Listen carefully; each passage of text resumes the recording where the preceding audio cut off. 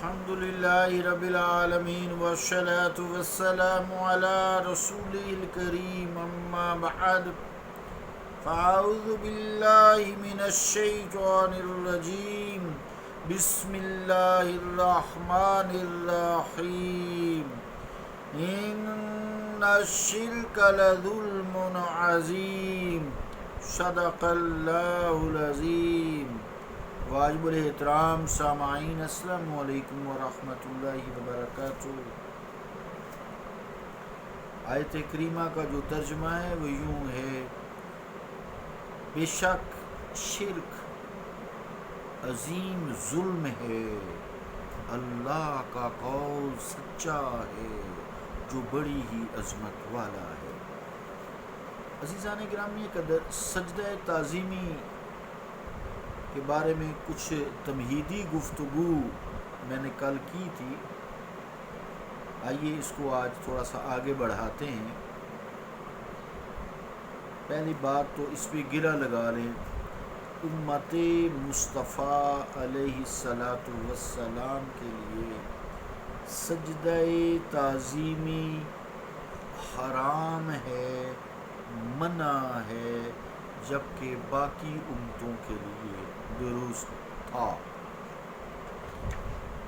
باقی امتوں کی جو دین ہے وہ دین اسلام نے ان کے دین کی تنسیخ کر دی ہے، اور مصطفیٰ کریم علیہ السلام نے سجدہ تعظیمی کو بھی ممنوع اور حرام فرمایا ہے.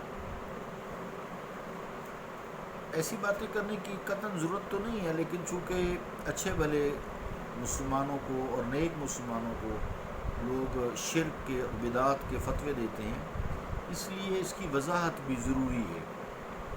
بعض جو متشدد لوگ ہوتے ہیں وہ جو نیک لوگوں کے مزارات پر زائرین ہیں ان پر اعتراض کرتے ہیں، یہاں تک کہ نبی کریم علیہ السلام کہ روضہ پاک، روضہ اقدس پر بھی اعتراضات اسی قسم کے کیے جاتے ہیں، اور باقاعدہ حکومت کی طرف سے ٹرینڈ لوگ جو ہیں انہیں ٹریننگ دی جاتی ہے، وہ بات کسی اور انداز سے سمجھانے کی کوشش کرتے ہیں.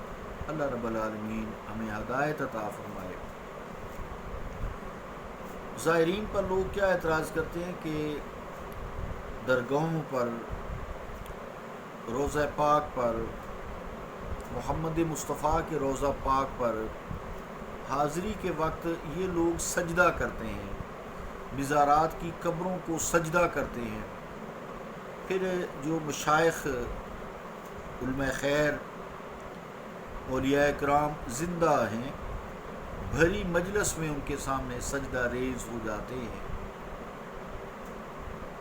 وہ سجدہ تعظیمی ہی کر رہے ہوتے ہیں، لیکن یہ بھی چونکہ ممنوع ہے، پھر یہ سیدھے سادے لوگوں پر جو محبت والے، عقیدت والے، ادب والے ہوتے ہیں، اور یہ جو ہیں بس روٹی کے پیچھے سخت مزاج بن کر توحید کا راگ الاپتے ہوئے ان پر کفر، شرک اور بدعات کے فتوے داغ دیتے ہیں.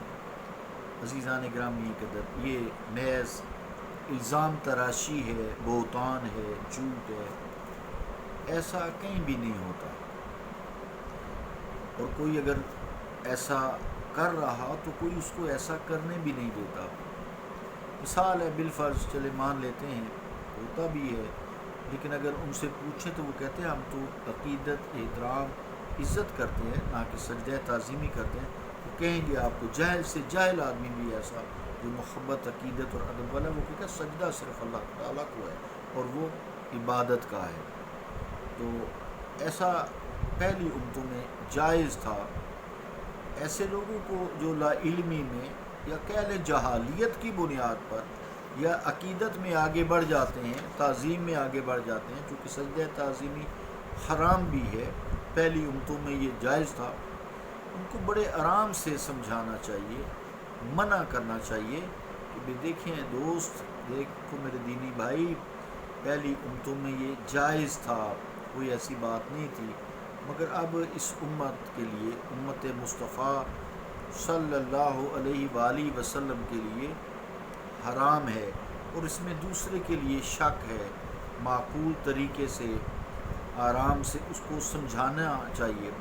بعض لوگوں کو اس سے اشتباہ ہوتا ہے، شک ہوتا ہے، تاکہ تم جو ہو ایسا تو نہیں ہے کہ ان کو سجدہ کر رہے ہو، معبود جانے ہوئے ہو یا تصرف بذات کلی سمجھتے ہو، حقیقی کوئی رب سمجھ رہے ہو. تو ٹھیک ہے، بات مانیں گے کہ عقیدہ توحید ہی دین کی اصل روح رواں ہے، ایمان اور جذبہ توحید کا تقاضا بھی یہی ہے. لیکن اس کے اظہار کا بھی کچھ طریقہ ہوتا ہے. غیر مہذب انداز اپنانا یہ درست نہیں ہے. یہ بھی اسلام نے منع کیا ہے کہ نصیحت کرتے کرتے آخر ایسی طریقے سے نصیحت کی جائے کہ وہ بندہ انتہائی غصے میں آ کے تو پھر وہ کہنے پہ مجبور ہو جائے ای مسلمانی میرا درکار نیست. یہ نہ کہہ سکے کہ جس طرح کہ تم مسلمان ہو نا، میں اسے دور ہی اچھا ہوں.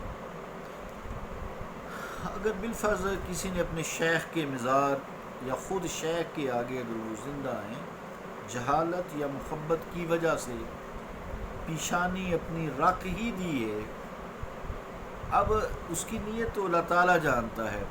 حضور کریم علیہ الصلوۃ والسلام نے فرمایا ہے انما الاعمال بالنیات، یہ بے شک اعمال کا دار و مدار نیت پر ہے. اب نیتوں کے بھید تو اللہ تعالیٰ ہی جانتا ہے، اس کی اندر نیت کیا ہے.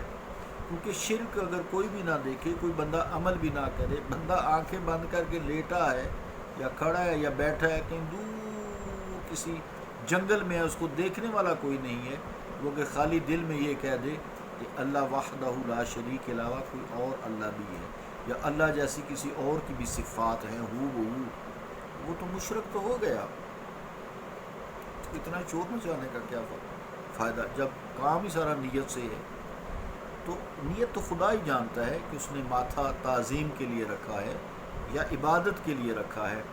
بہرحال اتنا گیا گزرا کوئی بھی نہیں ہوتا جو یہ نہ سمجھتا ہو یہ سجدہ عبادت کی نیت سے ہے یا تعظیم کی نیت سے ہے.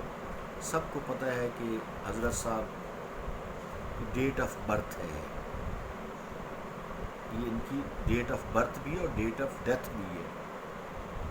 اللہ تعالیٰ تو نہ تو پیدا ہوا ہے اور نہ وہ مرے گا، کلیئرلی قرآن کریم نے کہا ہے نا. سب کو پتہ ہے ڈیٹ آف ڈیتھ پہ عرس ہے، سب کو پتہ ہے فلاں تاریخ کو یہ حضرت صاحب دار فانی سے رخصت گئے. مختصر عزیزان گرامی قدر یہ کہ سمجھانے میں کسی قدر بدتمیزی جسے کہتے ہیں نا، وہ انداز نہیں اپنانا چاہیے، وہ ڈرامائی انداز نہیں اپنانا چاہیے. ڈرامہ دیکھنا تو جائز ہے، ڈرامے کرنا غلط ہے، گناہ ہے. تو ڈرامائی انداز میں چلائے جائے، چلانے لگ جائے ارے توبہ توبہ تم کیا کر بیٹھے، غیر اللہ کو سجدہ کر دیا، ہے تم تو کافر ہو گئے. اگر تم دوبارہ مسلمان ہونا چاہتے ہو ہمارے دائرے میں ہو، ادھر بھی پنجرے ہیں، غسل کرو، کپڑے بدلو اور پھر آ جاؤ ادھر مسجد میں جہاں ہمارا تسلط ہے، ہم لوگوں کی کاٹ چھانٹ کرتے ہیں، سب کے سامنے آ کر توبہ کرو. حالانکہ توبہ کا کیا تعلق، بندہ آنکھیں بند کی ہوئے گناہ ہو گیا، آنکھ بند توبہ کی ہے، کسی نے سنا بھی نہیں، کوئی گواہ بھی نہیں، اللہ توبہ قبول کر دیتا ہے. عقل کرو کوئی یار، شرک کو سمجھو اور پھر تم وعدہ کرو کہ آئندہ غیر اللہ کو سجدہ نہیں کرو گے. پھر اسے کلمہ پڑھانا شروع کر دیتے ہیں اور مسلمان کرنا شروع کر دیتے ہیں. استغفراللہ. وہ بیچارہ سادہ آدمی، پہلی بات تو یہ ہے کہ ان کی طرف وہ توجہ ہی نہیں کرے گا. اگر بیچارہ کر ہی بیٹھا ہے توجہ تو پھر اس کے ساتھ وہ سلوک کرتے ہیں، پھر اس کو گھیرا ڈالتے ہیں، پھر اس کے گھر تک رسائی حاصل کرتے ہیں، پھر اس کو چیک کرتے ہیں اس کے پاس مال کتنا ہے. کام سارا روٹی کا ہی ہے نا، روٹی گول ہے، رقص کرتی ہے نا روٹی. یہ جب تندور والا نکالتا ہے روٹی، دیکھا کریں ذرا، تندور والا روٹی نکالتا ہے تو اس کے ساتھ سیخ ہوتی ہے جس سے تندور کے اندر سے روٹی نکالتا ہے. وہ جب ایسے پھینکتا ہے نا تو روٹی ایسے ایسے رقص کرتی ہوئی جا کے گرتی ہے تندور کے باہر. بس یہی رقص ہے، بس روٹی کے پیچھے سارا. عزیزان گرامی قدر، خام خواہ اسلام کا ٹھیکیدار نہیں بننا چاہیے، اسلام کا اپنے آپ کو اجارہ دار نہیں سمجھنا چاہیے. دوسروں کی ذرا سی کوتاہی اگر ہو بھی گئی ہے تو انہیں لفظ مشرک، جو کہ بہت بڑا لفظ ہے، دائرہ اسلام سے خارج کر دینا اور کافر کہہ دینا بڑی حماقت ہے، بدتمیزی ہے، محض ریاکاری ہے اور توحید پرستی کی نمائش ہے. سب سے زیادہ توحید پرست شیطان ہے، اس نے تو کوئی ایسا کسی کو سجدہ نہیں کیا. بس ادب کا دامن ہاتھ سے چھوٹ گیا. جب اللہ نے پوچھا کہ تجھے کس شے نے منع کیا تھا، قرآن پاک کی ترجمہ ہے کہ تو نے سجدہ کیوں نہیں کیا، جب میں نے اس کو اپنے ہاتھوں سے آدم علیہ السلام کو تخلیق کیا تھا. ڈٹ گیا آگے بدتمیزی میں، اکڑ گیا کہ حضرت آدم کو مٹی سے پیدا کیا گیا ہے، خلقتنی من النار، مجھے آگ سے پیدا کیا گیا ہے. معافی مانگتا نا، شاید اس کی بخشش ہو جاتی.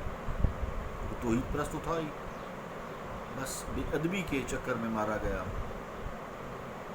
پھر آگے دھمکیاں لگانے لگا اللہ کے سامنے، میں جو صالح بندے ہوں گے نا ان کو تو میرا بس نہیں چلے گا، لیکن یہ سادہ لوگ ہوتے ہیں نا، یہ سادہ لوگ، میں ان کو گمراہ کروں گا،